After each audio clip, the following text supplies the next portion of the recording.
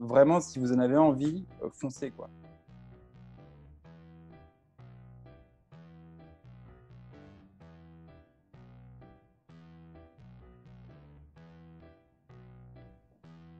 Donc, je m'appelle Thomas Richard, je suis collaborateur parlementaire de Jean-Christophe Lagarde et j'ai 28 ans.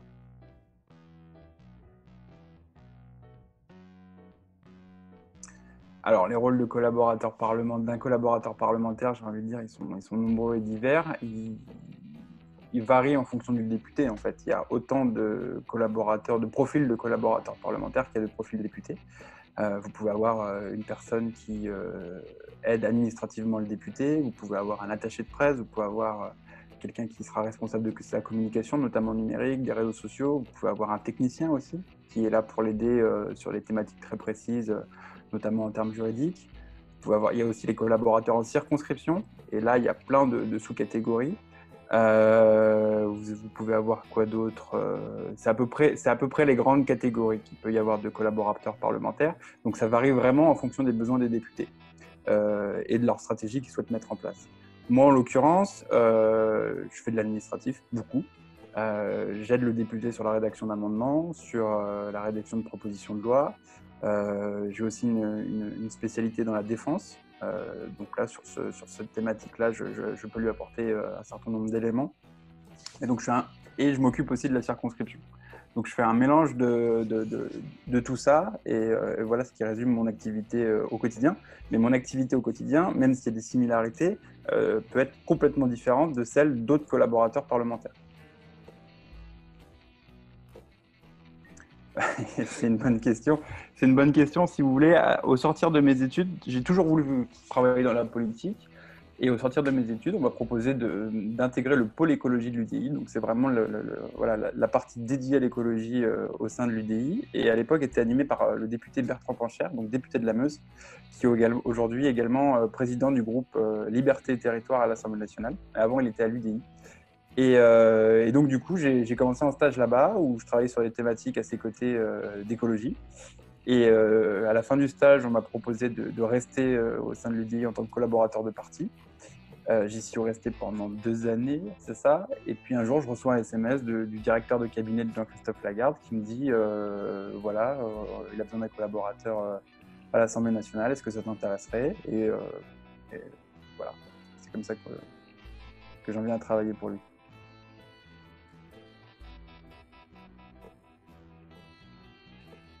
Alors du coup, j'ai un bac S, alors que j'étais complètement nul en maths, etc. Vous savez, c'est la fameuse voie de l'élite et au final qui est, je trouve, un grand souci dans notre société. Mais ça, c'est un autre problème. Donc j'ai fait un bac S, j'ai voulu étudier les politiques et j'étais un peu perdu en terminale comme nombre de lycéens.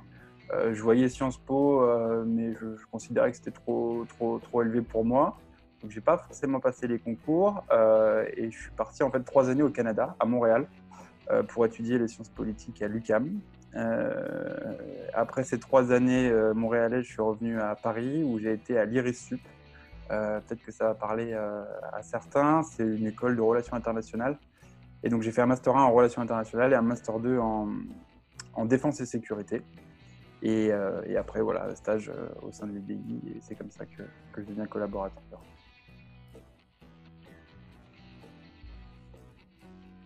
Eh ben, super jeune en fait, super jeune. Mes parents me disent ça à chaque fois en se moquant un peu de moi, c'est que quand j'étais gamin, je lisais pas mal Le Figaro. Donc déjà, ça cible l'orientation politique. Mais plus sérieusement, oui, c'est quelque chose qui m'a toujours intéressé. Je lisais énormément de biographies d'hommes politiques. C'était donc depuis vraiment tout jeune, c'est quelque chose qui me passionne et qui en même temps m'interpelle énormément. Je me dis comment des hommes et des femmes peuvent consacrer comme ça leur vie, aller dans cette bataille qui est souvent rude, qui est souvent difficile. Voilà, qu'est-ce qui les anime, ce genre de choses. Et, euh, et donc, pour répondre précisément à votre question, je dirais depuis très petit.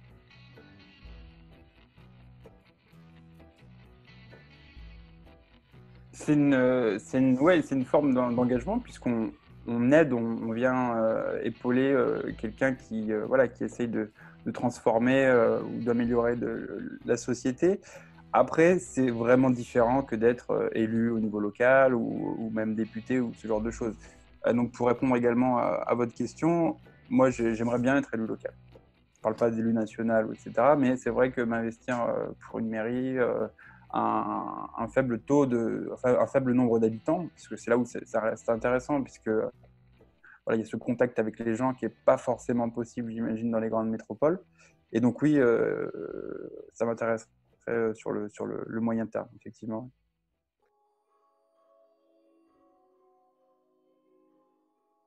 Bah, j'ai envie de dire, si je vais enfoncer une porte ouverte, mais engagez-vous.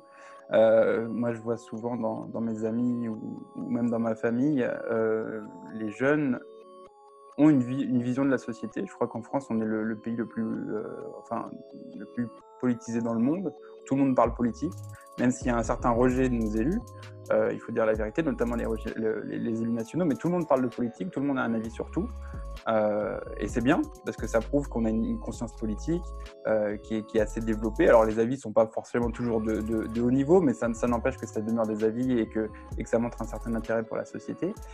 Mais il y a une limite entre avoir un avis et vouloir vraiment changer les choses et vouloir vraiment améliorer le quotidien de nos concitoyens.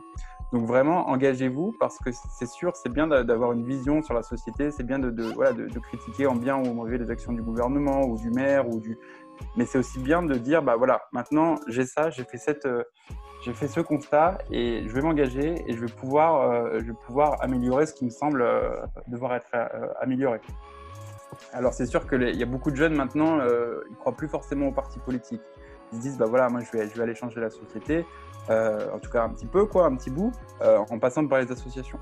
Ça, c'est quelque chose qui est nécessaire. La société a vraiment besoin du milieu associatif, que ce soit pour aider les plus pauvres, pour aider les personnes âgées, pour les violences faites aux femmes, ce genre de choses. Ça, c'est nécessaire. Mais ça, c'est quelque chose que dit Jean-Christophe, c'est que, et je suis totalement d'accord avec lui, c'est quand vous intégrez une équipe municipale, vous avez une vision à 360. Vous pouvez toucher à tous les domaines. Vous pouvez toucher à la voirie, vous pouvez toucher à l'écologie, vous pouvez toucher à l'urbanisme. Et ça, c'est quelque chose qu'on ne retrouve pas malheureusement dans le milieu associatif, qui est consacré à un point spécifique.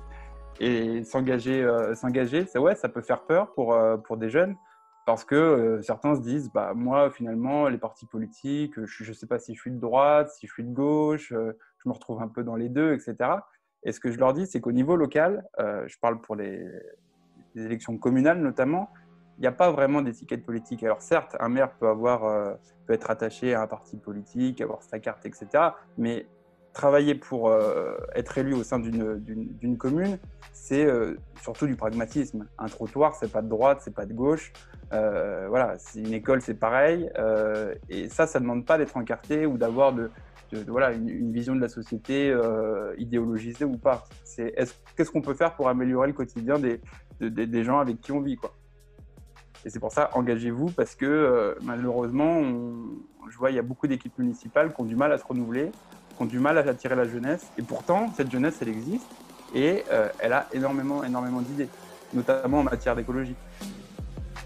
Et ça, on peut agir concrètement sur l'écologie au niveau local. Il y a énormément de choses à faire et on a besoin vraiment, et ça, je vous parle d'une personne qui est au contact d'un certain nombre d'élus locaux, ont besoin de cette jeunesse.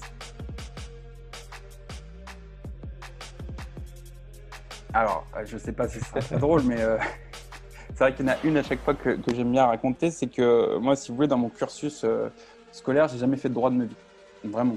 J'ai fait juste du droit international à Montréal et c'est vraiment tout ce que j'ai fait.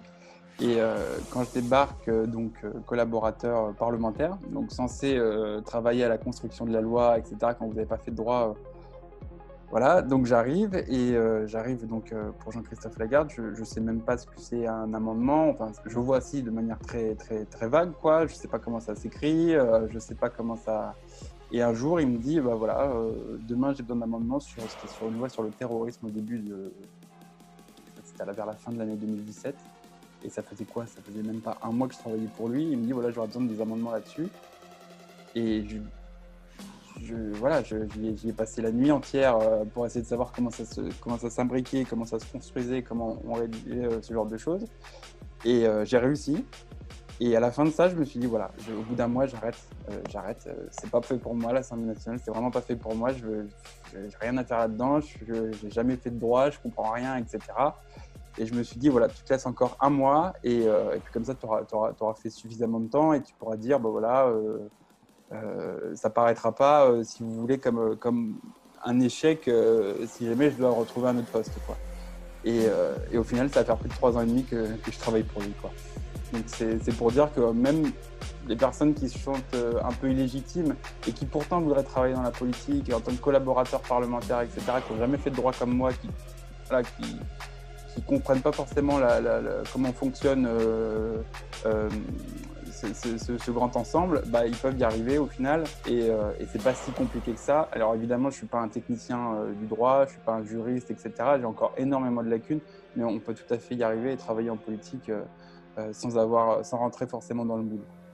Bah, c'est surtout aussi le rythme. J'ai commencé avec un président de parti politique. Et à l'époque, il n'était pas président de groupe également. Donc, c'est vraiment un rythme qui est soutenu. On demande peut-être plus à un collaborateur de président de parti ou d'un président de groupe, un travail peut-être un peu plus soutenu.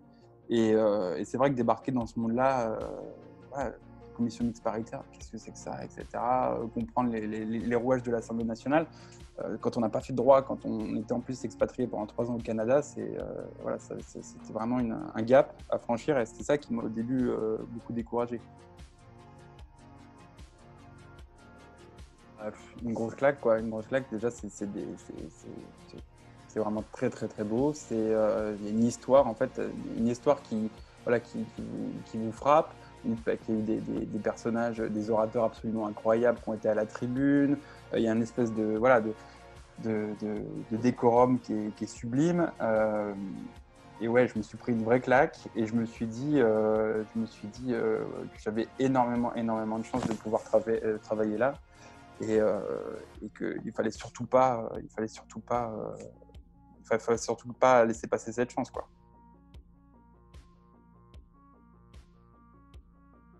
Non, mais Oui, surtout pour la jeunesse, vraiment, je reçois énormément de CV de gens qui veulent rentrer à l'Assemblée nationale, qui veulent travailler, et ça démontre un réel intérêt. Et je vais redire ce que j'ai dit, mais c'est vraiment légitime parce que moi, je l'ai vécu. Euh, N'ayez pas peur, en fait. Évidemment, on considère que c'est pas forcément fait pour nous, qu'on n'a pas forcément fait les meilleures études, qu'on n'a pas forcément fait les meilleures facs ou ces genres de choses. Mais vraiment, si vous en avez envie, foncez, quoi. Foncez vraiment, que ce soit à l'Assemblée, que ce soit au Sénat, que ce soit auprès d'élus locaux. Vous pouvez travailler sur des thématiques absolument passionnantes. Qui n'ont rien à voir entre elles. Je travaillais justement sur les parcs zoologiques. Après, je passais sur l'Arménie. Enfin, c'est vraiment voilà. Si vous avez l'envie d'aider des élus, de contribuer un peu au changement d'une certaine façon de la société ou à imposer une vision ou et ben, vraiment foncer. C'est accessible à tout le monde. C'est faux ce qu'on raconte sur le fait qu'il faut avoir du réseau ou le réseau de ses parents, etc. Voilà, moi, mes parents n'ont pas de réseau. J'avais pas de réseau au début. Et c'est tout à fait possible de rentrer dans ce cercle-là. Alors, c'est sûr qu'il faut un peu de chance, mais c'est tout à fait possible et faites-le, quoi, si vous en avez envie.